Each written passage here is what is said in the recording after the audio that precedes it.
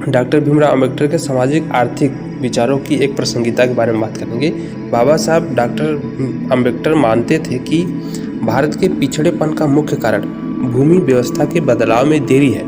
इसका समाधान लोकतांत्रिक समाजवाद है, जिससे आर्थिक कार्यक्षमता एवं उत्पादकता में वृद्धि होगी तथा ग्रामीण अर्थव्यवस्था का कायापलट संभव होगा। दोस्तों, अगर आप मेरे वीडियो पे नए हैं तो चैनल को सब्सक्राइब कर लीजिए और लाइक करिए, ज़्यादा से ज़्यादा शेयर करिए ताकि सभी लोगों को इस वीडियो के माध्यम से अच्छी तरीके से समझ में आए। तो दोस्तों आइए जानते हैं, जब भी भारत के सामाजिक एवं आर्थिक मुद्दों की बात हो और डॉक्टर भीमराव रामजी अंबेडकर का जिक्र न हो, इसका अर्थ है कि हम विषय के साथ न्याय नहीं कर रहे हैं। बिना बाबा साहब को पढ़े हम भारत के सामाजिक एवं आर्थिक मुद्दों को नहीं समझ सकते।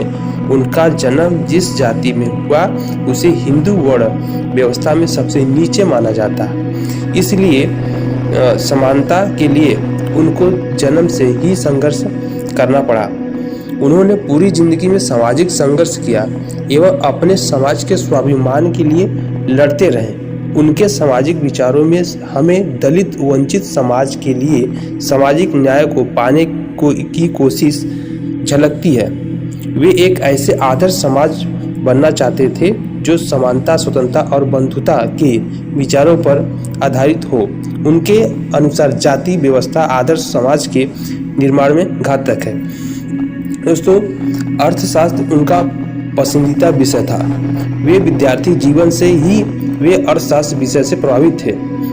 उन्होंने अपनी स्नातक से लेकर पीएचडी तक की पढ़ाई अर्थशास्त्र विषय में ही की और वह भी दुनिया के श्रेष्ठतम विश्वविद्यालय से हुई। अर्थशास्त्र के विभिन्न पहलुओं पर उनके शोध उल्लेखनीय है, लेकिन डॉक्टर अंबेडकर को केवल दलितों एवं पिछड़े के मसीहा तथा भारतीय संविधान निर्माता के प्रारूप में प्रस्तुत किया जाता है। दोस्तों, उनके अर्थशास्त्रीय पक्ष को भी उभारने का प्रयास नहीं किया गया।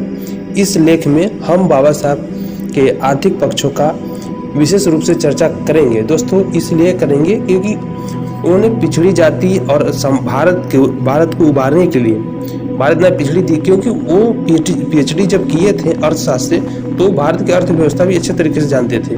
तो दोस्तों, डॉक्टर भीमराव अंबेडकर की पहचान यदि एक अर्थशास्त्र के रूप में नहीं बन पाई तो इसका कारण यह है कि 1923 में भारत लौटने के बाद वे देश की सामाजिक एवं राजनीतिक व्यवस्था को बदलने के लिए समर्पित हो गए और अर्थशास्त्र विषय तथा आर्थिक मुद्दों पर अपना शोध जारी नहीं कर पाए। वे भारत आने के बाद भारत में व्याप्त सामाजिक कुरीतियों की समाप्ति के कार्य में लग गए। सामाजिक मुद्दों पर काम करते हुए भी उनके कार्य को देखा जाए तो ये कहीं ना कहीं आर्थिक पक्ष के साथ साथ भी जुड़े हैं। जब वो महिलाओं को उद्यमी बनाने की बात करते या दलितों को भी उद्यमी बनाने की में सरकार की सहायता की बात करते हैं, उनका मानना था कि आर्थिक उत्थान के बिना कोई भी सामाजिक एवं राजनीतिक भागीदारी संभव नहीं होगी। डॉक्टर अंबेडकर ने भारतीय मुद्रा रुपए की समस्या, महंगाई तथा विनिमय दर, भारतीय का राष्ट्रीय लाभांश, ब्रिटिश भारत में प्रांतीय वित्तीय का विकास, प्राचीन भारतीय वाणिज्य, ईस्ट इंडिया कंपनी का प्रशासन एवं वित्त, भूमिहीन मजदूरों की समस्या तथा भारतीय कृषि की समस्या और महत्वपूर्ण विषयों पर शोध नहीं किया, बल्कि इन मुद्दों से संबंधित समस्याओं के तार्किक एवं व्यवहारिक समाधान भी दिए। 20वीं सदी के शुरुआत में विश्व के लगभग सभी प्रतिष्ठित अर्थशास्त्रियों ने डॉक्टर भीमराव अंबेडकर के अर्थशास्त्र विषय की समझ तथा उनके योगदान को सराहा और उनके शोध पर महत्वपूर्ण टिप्पणी भी की।